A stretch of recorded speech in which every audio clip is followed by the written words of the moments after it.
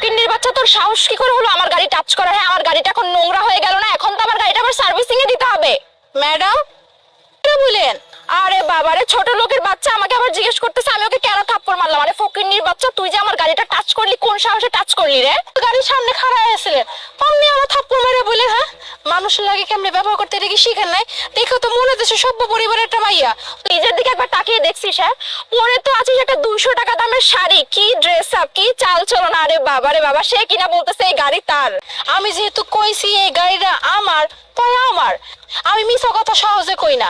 আর আপনার চিনি না জানি না, আপনার লাগে আমি কেন মিছা কথা বলতেছিস? তাই না? তুই কি চাস আমি তোকে আরো একটা থাপ্পড় মারি? শুনেন, আপনার এখন কথা কই। হ্যাঁ, এই গাড়িটা আমার নিজের না, তো আমার স্বামীর এই গাড়ি মানে আমার গাড়ি। আর আমার স্বামী যদি একবার জানতে পারে যে আপনি হের বোন লাগে এরকম খারাপ ব্যবহার করছেন, আবার গালে এক কিডনি, এটা হচ্ছে আমার বসের গাড়ি, বুঝতে পারছিস? তুই তুই মিথ্যা কথা কেন বললি? এটা তোর স্বামীর গাড়ি।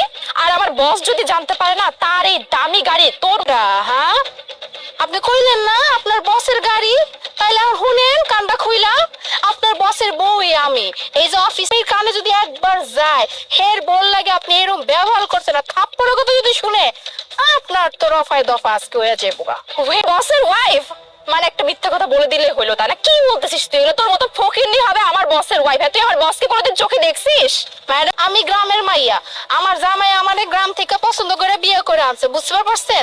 আর আমি যে কাপড় পরছি না, এই কাপড়টা না আমার ইচ্ছা বানের না, শাড়ি কাপড় পরেই থাকতে হয়, ঠিক আছে? আপনাদের মতো কিছু শহরে মেম সাহেব আছে যারা বিয়ের পরও শাড়ি চুড়ি কিছুই পরে না, এরকম উদামে চলাফেরা। তুই এক কাজ কর, তোর ওই ফকিন্নি স্বামীকে এখানে ডাক, আমি তোকে যেরকম একটা থাপ্পড় মারলাম না, তাকে ঠাটি একটা থাপ্পড় মারি, যা ডাক। তাই না? হ্যাঁ, আমার স্বামীর, এরপর দেখবো কার গালে কয়টা থাপ্পড় পড়ে। হ্যালো, এই শুনো না, তুমি একটু আইতাছে আমার স্বামী। কি ব্যাপার মোনা, ফোন দিয়ে ডাকলে? আমি গাড়িতে উঠতে নিছি, এই যে মেম সাহেব, কিছু জানো, আমি নেই ফকিন্নি, আমি নেই গ্রাম্য খ্যাত, আর তোমার বউ নাই, আমি হইতেই পারি না। তোমার বউ হবে মেম সাহেব, দেখতে অনেক সুন্দর। এখন তুমি আর বিচার করো। কি ব্যাপার নদী, আমি এগুলো কি শুনছি? তুমি আমার ওয়াইফের সঙ্গে এমন খারাপ ব্যবহার কেন করেছো? আমার দ্বারা অনেক বড় একটা ভুল হয়ে গেছে ম্যাম, প্লিজ আপনি আমাকে ক্ষমা করে দিন। হ্যাঁ, এটা আমার ওয়াইফ, আর সব থেকে বড় কথা ও শাড়ি পরেছে বিধে তুমি যে ঘরের বউরা বিয়ের পরে শাড়ি পরবে, সংসার করবে, তাই না? এই তোমাদের মতো ওয়েস্টার্ন কালচার ফলো করা মেয়েরাই না এই সমাজটাকে নষ্ট করছে। এই সংস্কৃতিটা করা উচিত না। আর তুমি ওর গায়ে হাত তুলেছো, তার সঙ্গে তুমি আমার গায়ে পর্যন্ত হাত তুলতে চেয়েছো। তো বড় সাহস তোমার! হ্যাঁ, আজকের পর আজ আপনার থেকে বের করে দিবেন না স্যার, আমি আপনার কাছে ক্ষমা চাচ্ছি, ম্যামের কাছেও ক্ষমা চাচ্ছি স্যার। এরকম আমি আর কখনো করবো না স্যার, কাউকে এরকম ড্রেস আপ দেখে বিবেচনা করবো না sir. Sir I am really sorry sir. সঙ্গে আমার গায়ে পর্যন্ত হাত তুলতে চেয়েছো। আমি তোমার আর একটা কথাও শুনতে চাই না, তুমি যাও, বেরো যাও। থাক, তুমি হের কাছটা হের কাছে। ম্যাডাম, এখন কথা কই, এই যে মানুষ কি কাপড় পইরা আছে 200 টাকা না 2 লাখ টাকা না 2000 টাকার, তো কই ওই যে কথা আছে না, অল্প পানির মাছ বেশি জলে গেলে অনেক লাফালাফি করে। লাফালাফি কারা করে জানেন? অল্প টাকা পয়সা হলে যারা। এই যে এই শাড়ি রাইখা আমি 2 লাখ টাকা শাড়িও পরতে পারি, আমার দরকার নাই তো। আমি যেটা স্বাচ্ছন্দ্য বোধ করি আমি ওইটা পড়তে পছন্দ করি। আর আমার সেটা মনে করবেন না কেমন, আপনাকে থেকে গ্রামের মাইয়েরা ব্যবহার অনেক ভালো আছে। যাই হোক, এখন শুধু আপনি কইছেন আপনার পরিবারের কেউ নাই, আমার জামাই লাগবো না, কিন্তু আমি আপনার চাকরি নোট করে দেবো, আমি জানেন দেখা। দেখো, যে মানুষটাকে তুমি অপমান করে কথা বলেছিলে না, সেই মানুষটা আজকে আমার জন্য কোনো মানুষকে অপমান করে কথা বলতে, কথাটা যেন মাথায় থাকে। যাও, গিয়ে কাজ করো।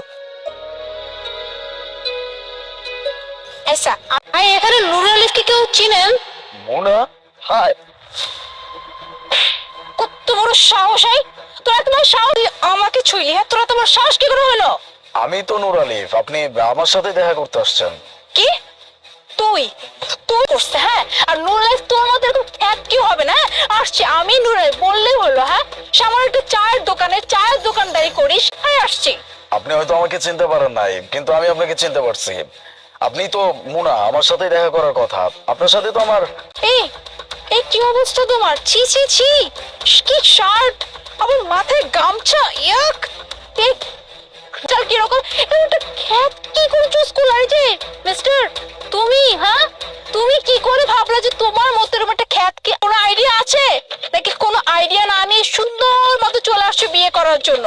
যেই দেখছো সুন্দর একটা মেয়ের ছবি, বাবা এত কোটিপতি, আমি মাসে যে কয় লাখ টাকার মেকআপ ইউজ করি সেই কয় লাখ টাকা তো তোমার 14 পুরুষের জীবনের চোখে দেখে নাই। আর তোমার মতো একটা আনস্মার্ট খ্যাত।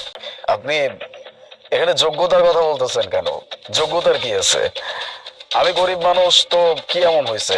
আপনার বাবা আমার একজনকে না চিনি তাহলে সারা জীবন কিভাবে পার করবো? কি বললে তুমি? হ্যাঁ, আর তোমার সাথে এখন বসে আমি কথা বলবো? হ্যাঁ, মানে এটা তোমার কাছে কথা বলতে হবে, বুঝতে হবে।